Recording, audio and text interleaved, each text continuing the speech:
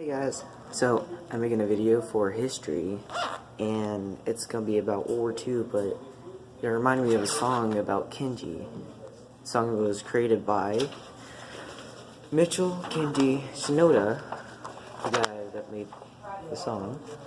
So yeah, and the song is about a man named Kenji and his family during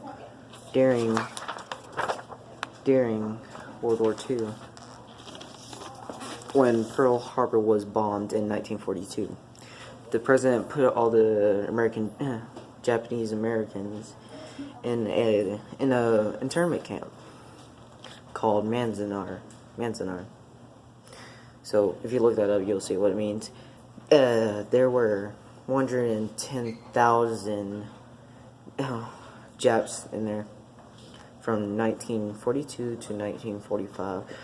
And between the war, Japs went to sign up, took a bomb that takes 15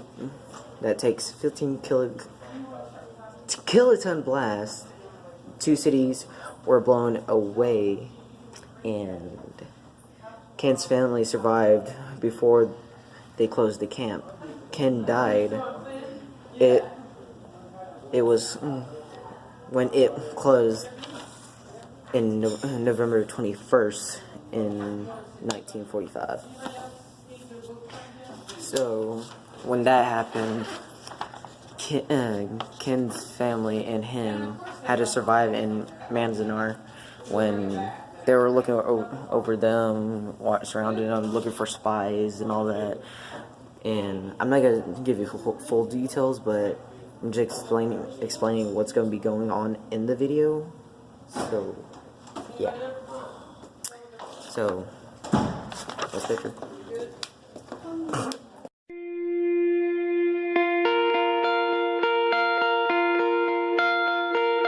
My father came from Japan in 1905. He was 15 when he immigrated from Japan. He worked until he was able to actually build a store. Let me tell you a story in the form of a dream. I don't know why I have to tell it, but I know what it means. Close your eyes, just picture the scene as I paint it for you. It was World War II when this man named Kenji woke up. Ken was not a soldier.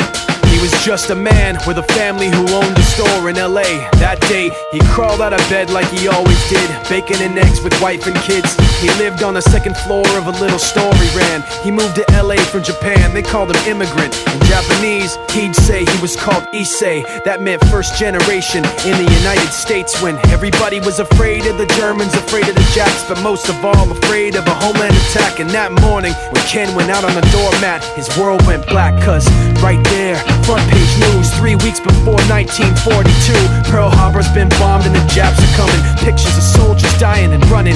Ken knew what it would lead to, just like he guessed. The president said the evil Japanese in our home country would be locked away. They gave Ken a couple of days to get his whole life packed in 2 bags. Just 2 bags, couldn't even pack his clothes. Some folks didn't even have a suitcase to pack anything in, so 2 trash bags is all they gave them. And when the kids asked Mom, where are we going, nobody even knew what to say to them. Ken didn't want to lie, he said the US is looking for spies, so we have to live in a place called Manzanar, where a lot of Japanese people are. Stop it, don't look at the gunman. You don't want to get the soldiers wondering if you're gonna run or not, cause if you run then you might get shot.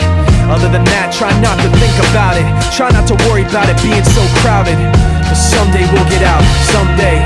As soon as war broke out, the FBI came and they just come to the house and you have to come. All the Japanese have to go. They took Mr. Need, and people couldn't understand why they had to take him, because he's just innocent laborer. So now they're in a town with soldiers surrounding them. Every day, every night, look down at them. From watchtowers up on the wall, Ken couldn't really hate them at all. They were just doing the job, and he wasn't gonna make any problems. He had a little garden, vegetables and fruits that he gave to the troops in a basket his wife made. But in the back of his mind, he wanted his family's life saved. Prisoners of war in their own damn country, what for? And time passed in the prison town. He wondered if he'd live it down if and when they were free. The only way out was joining the army, and supposedly some men went out for the army, signed on, and ended up flying to Japan with a bomb. That 15 kiloton blast put an end to the war pretty fast. 2 cities were blown to bits. The end of the war came quick, and Ken got out big hopes of a normal life with his kids and his wife. But then they got back to their home, and what they saw made him feel so alone. These people had trashed every room, smashed in the windows and bashed in the doors, written on the walls and the floor, "Jap's not welcome anymore." And Kenji dropped both of his bags at his sides and just stood outside. He looked at his wife without words to say. She looked back at him, wiping tears away, and said, "Someday we'll be okay, someday." Now the names have been changed, but the story's true. My family was locked up back in 42. My family was there where it was dark and damp, and they called it an internment camp. When we first got back from camp, it was pretty bad. I remember my husband said, "Oh, we're going to stay till last." Then my husband died before they closed the camp.